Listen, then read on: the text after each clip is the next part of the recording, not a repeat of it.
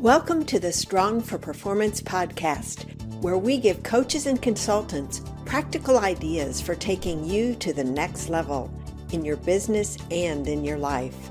I'm your host, Meredith Bell. I interview experts who've walked in your shoes and offer real-world experience that you can apply to your own journey.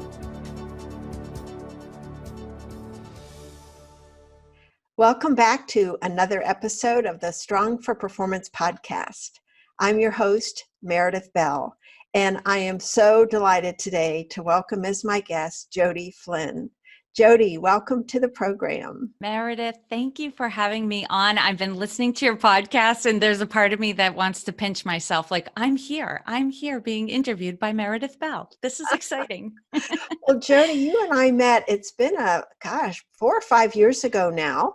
I think online. I think I heard you being interviewed on a podcast and immediately wanted to connect with you because I really identified with your message. And just to give the audience a little bit of background, Jodi is the founder of Women Taking the Lead, and she also has a podcast called Women Taking the Lead. And I have been honored to be a guest on your show, Jodi, and that was such a fun interview. Jodi is also a certified professional coach through IPEC and has done just a fabulous job in her business coaching type A women because she's one herself, and she especially enjoys working with women in mid-level management positions. And we'll talk a little bit later about how she came to identify that specific market. But Jodi has been a coach herself. She's worked with coaches and other business owners in addition to now moving into women in the corporate world. And she just has such wisdom to share. I can't wait for us to get into our conversation, Jodi. The first thing I want to ask you to do, though, is tell us a little bit about your journey, because you started off in the corporate world yourself before you became an entrepreneur.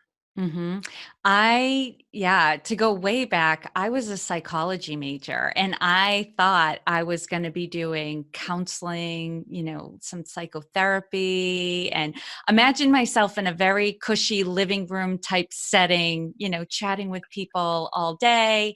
And it didn't work out that way. And I graduated in the mid 90s and had not heard of coaching. What was available to me was being a social worker, but that wasn't where I wanted to focus my energy, my time. It's not what drew me to psychology and what I loved about it. I loved human potential, our behavior, the way our mind works, how we develop, and how to fulfill our greatest potential. So those were the things that excited me.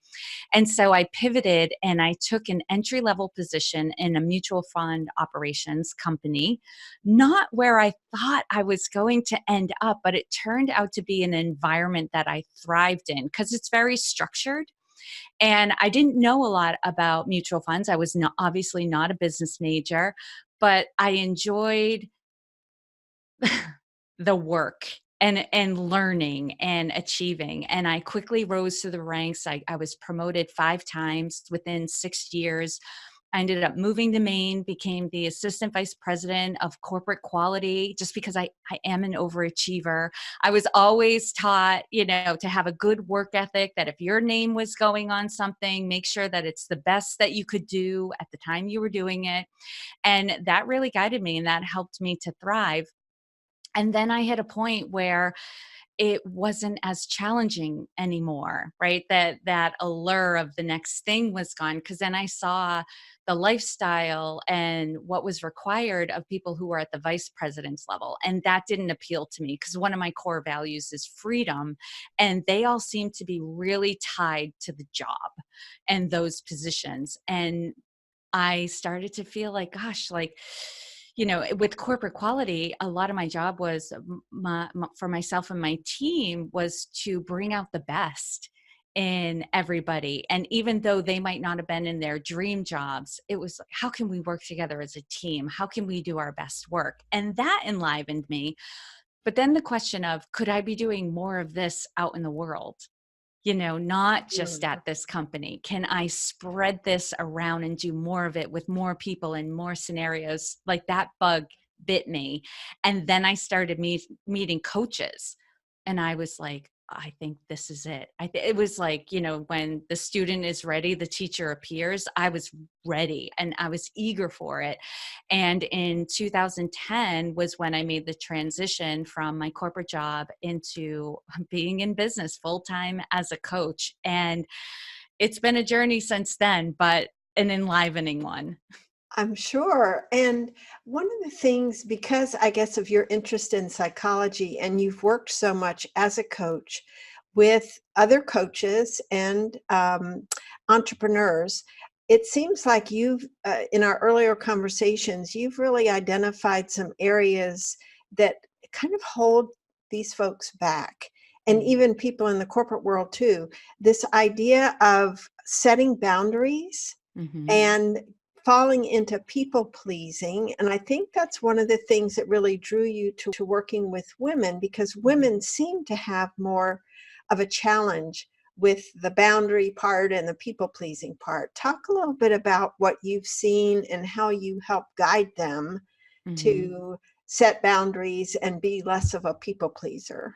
Yes, that is one of the things, because I do work with women and men, and I have an assessment tool that will identify these characteristics, like what is causing stress in their life. And the assessment will point to somebody who's overly invested in taking care of other people, as opposed to somebody who's like, no, I don't worry about that. Like everyone's fine. They're good, that sort of thing. And it was funny that when I started working with men more so, I would read their reports and be like, wow, that indication of really taking care of other people, it's not here. How do I have this conversation with this person about what stresses them? Don't get me wrong, men definitely have their own, bag of tricks that they have to deal with, with their conditioning.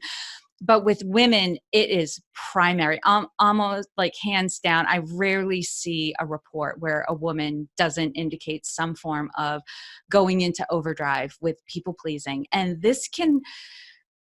it's one of those things where it can benefit them early in their career, right? I want to take care of people. I want to say yes. If my boss asks who can do this, I want to, show them that I'm a good worker. I don't want to disappoint them. I want to do a good job. That's great early on. But when you're at a point in your career where you need to be doing a lot of delegating and coordinating and project management, you cannot be the person saying, yes, I'll do that, or I'll just do that because I know how to do it and it's easier for me to do that. It would take so long to train somebody to do this that it's just easier for me to do it. And I hate saying no and da da da da da. And that's where women fall into a trap and they get stuck at a certain point in their career where they can't advance because they're not developing those skills of boundary setting and delegation and mentoring and developing the next person to Mm. take over their role. And so a couple of things can happen. They'll either, start to decline, right? They'll become unhappy in their work. It might impact their health, or hopefully they see the signs and they seek help. And so, what are some of the things, if you could give like one or two tips that might be useful for somebody listening who has struggled with this themselves? What's one thing they might do to move forward in that area? Well, it all comes back to mindset, because somebody who's doing this behavior of, I need to take care of other people. I need to do it because I know how to do it. I'll do it better than everybody else would do it. It's a mindset of I'm better than other people. Right. So that's typically what's at the heart of this. It can be other things, but what I found in my clients is because they are type A, there's this like high achiever. I need to show that I'm really good and I'm better at this than other people. And it's not malicious and it's not highly conscious in their behavior, but it's there. Like I can do it better than everyone else. So I'll just do it and I'll get it done really quick. So when that shows up and I'm having that conversation with my client, we identify this is the mindset that is causing their people pleasing. We'll take a look at that. Is it true that other people aren't as qualified as you are, or are not capable of being trained? to Mhm. take on this task? And who are you preventing from having an opportunity by doing this task yourself, right? That's a big one. Because we think, oh my gosh, what would happen to these people if I weren't here? If I weren't here to take care of everybody, what would happen? And what I'll ask them is, are you sure you're not preventing somebody else from having an opportunity to show what they're capable of? Right? Because I remember early on in my career, I was that eager, go getting high achiever.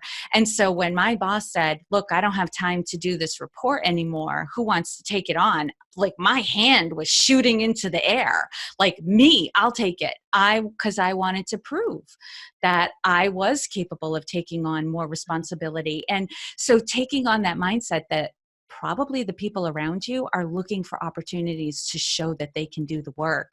And you know what happens, Meredith, when like the next meeting I have with my client, they're like, that meeting went really well. They were really excited. They even came up with some other ideas that we could put into the work so that I get freed up, and I can do other things. It's an amazing thing. So it's changing that mindset of like, I'm the one, to there are many here who can do this. It's just a matter of training and opportunity. Yeah. Such an important point. I think asking ourselves questions is really a key, and that willingness to open up. And we could go down this for a full half hour, just focusing on what's behind somebody feeling like I'm the one that has to do this. Because I think a lot of it is really driven by fear Mm-hmm. and uh, potentially looking bad if somebody else doesn't do it as well as I do, but I'm the one that's ultimately responsible. So there's a lot of Yeah. junk, as you say, that's going on in our heads. And I think you're so right that mindset, how are we looking at the situation? Mm-hmm. What thoughts or beliefs am I holding about these people Yes. that may not be accurate? And it points to identity and how we think of ourselves. It could be a couple of things like I'm the one, or it could be I'm not the type of person whose name is attached to substandard work. So if it's substandard while we're in the training process, that's going to be painful Mm, at first, right? And mhm. so again, what I say to my clients is, okay, we're going to work through delegating this, and then your job is to not take it back, right? Yes. That if something happens and something goes wrong and it doesn't work out well, that's a training opportunity, not a failure. Mhm. And so keep it in their court, and like ask those questions. What worked? What didn't work? What went wrong? How can, is there something missing? Is there more training? Is there questions we haven't asked? So that can be a process, but it's It's a what? so worth it. Oh, absolutely. Yes. Yeah, the relief they have to feel after they actually do it. There's that tension that builds ahead of time. What if? What if? And then once Yeah. they do it, hey, the world didn't end. Yes. And And it's a so process. It's like a child learning to walk. They're not going to do it perfectly the first couple of times they try, but they get it. And then you don't have to carry them or hold their hand anymore. They can walk on their own. that's such a great point. And I think it's so critical for any of us thinking of people parenting and Hmm. doing things for their children that rob the child of the ability to learn how to do things. So, what you're really getting at there is a universal principle that can be applied anytime we start feeling overwhelmed, Hmm. like we have too much to do and it's all on me. And it goes back to our thoughts about Yes. Yes. that. That well, one of the things too that's been interesting that I've seen over the years we've known each other is kind of a shift in your focus Hmm. and I think why I want to go to in this direction for a little bit is because I have heard so many consultants and coaches who struggle with where to focus. Hmm. Initially there's this desire to be available to everybody because everybody needs what I've got. But the reality is, the more we can more clearly define who our ideal client is, the better and easier I think it is to attract them and serve them most effectively. So, talk a little bit about where you had been working and then where you have evolved to Hmm. the last few years. Yeah. So initially in my early years, at first I was like, I'm just going to be a life coach. Right? And I'm going to teach people self-care and balance and life purpose. And it was a beautiful, beautiful dream at that point. And what ended up happening was a couple of the women in my networking group approached me and said, because I was going to focus primarily on caregivers, even though I was not a caregiver at the time. Like I just saw the need and my heart went out to caregivers and I was like, I'm going to help them. But caregivers weren't hiring me because I didn't have any credibility as a caregiver. They, they loved my free workshops, but they were like, you just don't understand what it's like. So when you want me to set boundaries and take care of myself, I'm going to have to tell you, you don't know what you're talking about. Right. So it was really difficult to serve people who were caregivers. But a couple women in my networking group approached me and each said something very similar along the lines of, I'm not a caregiver, but I need some help in my business. Can you help me? And what that turned into was essentially being like the personal coach to the business owner. Like I wouldn't say I'm a traditional business coach. Like I'm not doing the business model, I'm not looking at P&Ls and reports and all of that and deciding hiring and firing and what I call like the bones of the business. Mm-hmm. I'm more at the soul of the business, or like working with the leader of the business on their leadership so that they can lead the business. And all of a sudden I was like, yeah, this makes perfect sense. How do you manage yourself as a business owner? That's a great place to be. And then in 2015, when I launched my podcast, Women Taking the Lead, that was actually a side project in my business because I was working with women and men, equally marketing to women and men. It was just to business owners generically. But I felt this calling to work with women because of the special needs they typically have that men don't have. Like we talked about the people pleasing. Women also suffer more from perfectionism, and not taking credit for or advocating for themselves and, saying sorry about things that they didn't do, right? Apologizing for things they didn't do. And these traits and these things that women deal with can hold them back in their business and also in their careers. And so I just felt this calling to work with women. It was like almost a spiritual mission for me, but I couldn't seem to like change my own business to focus on that. And every time I did, people would be like, oh, that's a bad idea. You're going to lose half the population. So think of the clients you have now, cut them in half. That's what you'll end up with. And so like that scared me a little bit. And whenever I said like, all right, I'm just marketing to women, like 3 men would hire me. And I'd be like, oh God, like, what am I doing? Like, is this a good idea? So I started the podcast just as a way to have an outlet for this passion and this calling I had. And then all of a sudden, like I was attracting women. And I would say it was a year after I started my podcast. I always do a review of who are my favorite clients, not in terms of like they're better people overall, but who's getting the best results? Who do I feel enlivened working with? Who is appreciative of, the work that I do, the services I'm providing? There's usually a synergy that goes on with these clients, and I'll label them favorite clients. Like, who are these women? And when I identified all of them and I took a look, like, what do they all have in common? It was personality traits, and it was personality traits that I also had. So they were attracted to me. And several of the women who found me from my podcast were saying things along the lines of, I've been listening to your podcast and I think you get me, because most of the people think I'm crazy. But from what you've said on your podcast, I think you get me. And when I looked at the personality traits that they all had in common, they were the personality traits that we typically identify as type A personality traits. So focus on a goal, can't stand wasting time. Like there's perfectionistic tendencies, high standards, impatience with people. When they're not working with them, they're perceived as working against them, driven, time-oriented, so I was like, okay, these are my people. I'm going to start marketing to them. And all of a sudden I was attracting more clients at that point.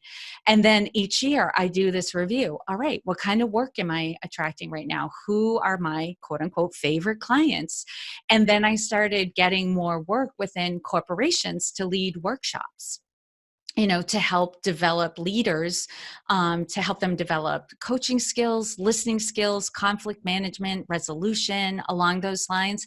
And in the next iteration, I also was starting to get hired by these corporations who had previously hired me to do workshops. They started reaching out to me to say, we have 2 or 3 people who need some coaching. We're vetting coaches. Are you willing to come in and have a conversation?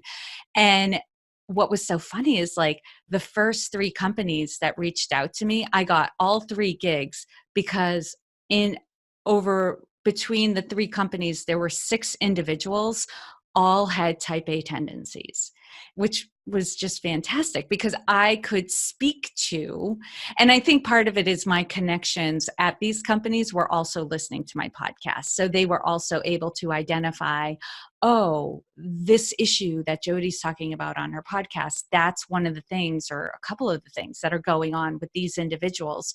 And so basically what these individuals had in common was they were at that mid-level management place. So they were anywhere from manager to vice president, who they were people of potential or high talent employees. These were employees who these companies really wanted to keep. They really wanted to retain them. They saw a future for these individuals, but they were doing things that were getting in their own way and would trip them up and actually prevent opportunities if they didn't get a handle on them. And it was exactly what we were talking about earlier, Meredith. It was like not setting boundaries, not speaking up for themselves, people pleasing, and not wanting to make somebody else feel bad, taking on too much work because they didn't have the ability to delegate, or they didn't want to overwhelm their teams, and having super high standards for themselves. And for some of them, it had been going on for so long that they were exhausted and they were starting to snap at people in meetings, which is just a no-no for somebody who wants to be promoted someday. Sure. And so, with that iteration, I started really looking at, okay, it's not just type A women, it's also these women.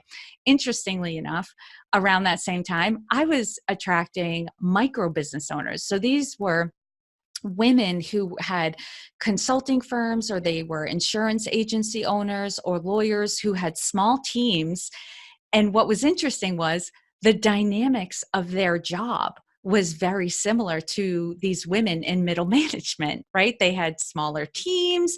They had a lot of the same issues where, they were trying to focus on their teams and the goals, but they also had to meet the needs of other people, other vendors. They had people they were essentially reporting to. And if you're a micro business owner, your bosses are your customers, so they were reporting to their customers, and, and I was just like, okay, like here I am now. It's not just type A people. It's not just workshops and corporations. Now I am focusing on the micro business owner and those women in middle management. And I've even come to, since our last conversation, honed it a little more and I tend to steer away a little bit from using the label type A too much, because sometimes these women are like, I'm not type A. Like, it's a defensive thing. Like, I'm not that person. Like, so many people misunderstand me already. I don't need to start calling myself type A and then look like an ogre, right?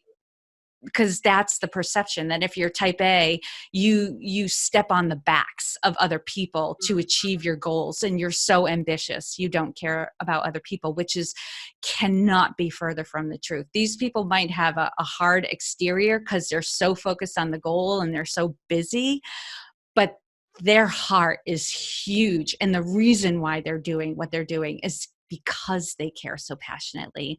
So now I've honed my niche to be, I help rising women to achieve the top levels in their careers and their industries, because that's what all of these women have in common, regardless of if they are the business owner or they're in middle management.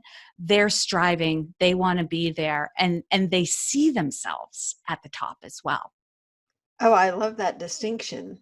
And you're Mhm. right. I think that it can be dangerous too to label Mhm. people and reinforce these labels when we're all so much more than what that Yes. one phrase or word would indicate. So I really like the language you're using to describe that focus. I think Yeah. that's really smart. And I think it would be helpful for our listeners too when they think about who am I serving or who do I want to serve, to think in terms of those terms of the qualities. Um, what is it those people possess? What kinds of positions are they in now? What do Mhm. they aspire to be? Because I think your statement captures those elements. Yes. And you know what's really interesting, Meredith? I'll also offer this up. If anyone's having a hard time really honing in on what is my niche, the process of looking at who you're attracting is very helpful. But what's really funny is getting to this place, I've never ever been far away from these people are who I used to be, even if it was like a day or two ago, right? Like I had a Yes. coach who said, you only need to be 10% further along the road than your clients. You do not have to be light years ahead of them. In fact, sometimes the best person to help somebody is someone who's just a little bit ahead of them, because you still understand what it was like to be in that position, and Right. you kind of you know the way, you've gone the way, you can show the way, and you're not so far removed that you can't relate to what they're I going through. like to think of that as you're sort of being their guide and not a guru, that Yes. you're relatable. Yes. They know that you can relate to them and they can relate to you because you talk in terms that connect with them on an emotional level and an identification Yeah. level because you've walked in their shoes. Yes, it's very much a partnership. I hate to say in the trenches, but to some extent you do. You immerse yourself in Sure. their world while staying objective. Like at no point do you lose, contact with the fact that you're an objective third party. But in order to help them, you really have to be in their world and understand where they're coming from, because that's where the questions come from. Well, absolutely. And I think that that is um, a critical component. You were mentioning doing these workshops too, Mhm. and those sort of help you get in the door Yes. inside an organization, right? So, talk a little bit about how you actually acquire the opportunity to do these workshops. What kinds of programs do you conduct, and how does that then lead to additional business?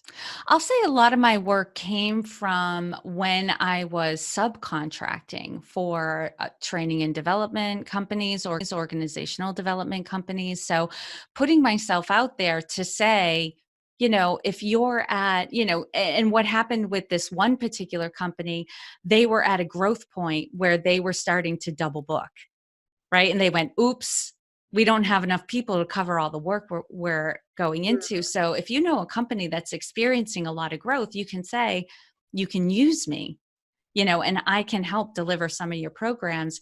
I met a lot of people, through that organization, who then came back to me years later, because that company did like cultural overhauls, right? They weren't doing the more like Targeted scalpel, work.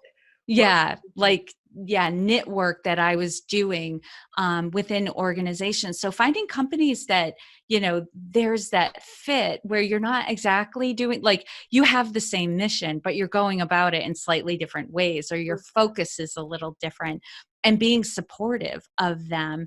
And also networking events. Like, I tapped into people who were in my network from previous jobs, who were now working for some of the companies that I wanted to offer my services to. And they helped, introduce me to people who were either in HR or in the training and development companies. And again, I also made it clear to these companies, because, and this is the way my business is set up, I'm like, look, I don't want to take over training and development and be responsible for all of that. I'm supplemental, right? So I can provide these one off workshops that could help supplement what you already have going on. And I can also provide coaching for people who are in that mid-level management. And I remember talking with one woman, she was a senior vice president and the director of HR for a pretty big company. She's like, mid-level management, you just got my attention right there. Talk about like your niche really helping you. Cause she was like, oh, the person who introduced us, I have a great relationship with, so I'm willing to take your phone call. But just so you know, we have a really robust training and development program, because they're a huge company. Of course they do. She's like, but give me your spiel. And I'm totally willing to listen. So I was like a little intimidated by the way the conversation started, but I was like, okay, I'm game. She's open. I'll tell her what I do and we'll see where this goes. And at the end of my spiel, she was like, mid-level managers right there. You got me. She's like, we have a lot of support for senior leaders, and we have a lot of support for people coming into the company. But we do not have a lot of support for people who are at that mid-level. It's kind of like sink or swim at that level. If you don't sink, you may get promoted to the top, but you may end up petering out right where you are. And she's like, that happens to, some people who in retrospect we see could have advanced if they'd gotten more support. So again, niching can really help find those opportunities where you can provide products and services that you might not have thought you'd get an opportunity. Mm-hmm. That's such a great lesson and insight, I think, for people thinking creatively about where are the opportunities for me. And when you're having conversations with folks, there are certain things that you can say or questions you can ask that will really be compelling for them, and like you said, get their attention, so that they realize, oh, she does have something that we could use. I think I really like what you've done there, because now you've got that example that you can actually take to other organizations and say, I've worked with this other company where this was a hole or a gap that they had. I'm just curious if you experience the same thing, or do you have all of your development for your leaders from supervisor up to executives covered? And what kind of results are you getting? So that is great. And I have to say, Meredith, I could be wrong. This is my perspective, my perception of things, but we really are in a magical time where businesses are realizing they really need to invest in their people. Yes, technology and software is very important and vital and is the way of the future. But if they're not investing in their people, if they're not developing their people, the software won't make a difference, right? Because you still need that human touch, within companies to inspire and motivate people to do their best. And that's leadership. Absolutely. And there are some organizations, as we've talked before, that invest, but they don't do the follow-up and the coaching and supporting of people. So there's still no real impact. Yeah, they're not sustaining. Yeah. And I know we're getting close to the end. We could talk all afternoon. But I'd be curious, because I know that you've been very involved with B&I as a networking group. And one of the things I remember you telling me before, you may not even remember saying this, but that you focused more on forming a few really solid relationships rather than trying to, bring the whole world into your network. Talk a little bit about how you've gone about building those smaller numbers of relationships and what benefit that's had for you taking that approach. Yes. So B&I has a couple of philosophies. The one most people are familiar with is giver's gain, which I know you're a fan of, and Bob Berg and the Go Giver. I mean, he's spoken for B&I and, is very involved in B&I. The other philosophy is that networking isn't about casting your net wide per se. It's about developing deep, long-term relationships that you sustain over time. So your best referrals will come from people who, not just know, like, and trust you. Like we use those words that, like, how do I want to say this? Like, those words have meaning. We overuse them sometimes, and that can water it down. But when somebody knows you, and really believes in knows you, you and believes in you. That was a phrase that believes, just came to mind. yes, they are like, they're your fans. They are your advocates. They believe in you. Like, they want to introduce you to everybody, that they know. And they have no problem introducing you. They're like, you don't know this person? You are missing out. You must be introduced to this person. And when I get a referral from someone in my BNI group, the person who's referred to me will usually say, they went on and on about you. They love you. And I'm usually able to reciprocate, because I'll ask the person in my BNI group, tell me about this person before I meet with them. Give me some reference about your relationship with this person, so that when you're really building those strong connections, and not just connections, relationships, referring to each other gets easier and easier. And oftentimes we have new members join, and some of them have just started their business. They might not have the biggest or strongest networks, and they're very intimidated by the fact that, there is an expectation that you are passing referrals. And I'll say to them, don't even worry about that. For the first 6 months to a year, just meet with everyone for coffee, for lunch, for breakfast, for drinks, like however you want to do it, what time of day works for you. Get together with the members, get to know them as people first, then as business owners, and then really get to understand their products and services. And I will usually say to them, this will probably take you a year. So don't feel like it's going to happen overnight. Start with a few people and go from there.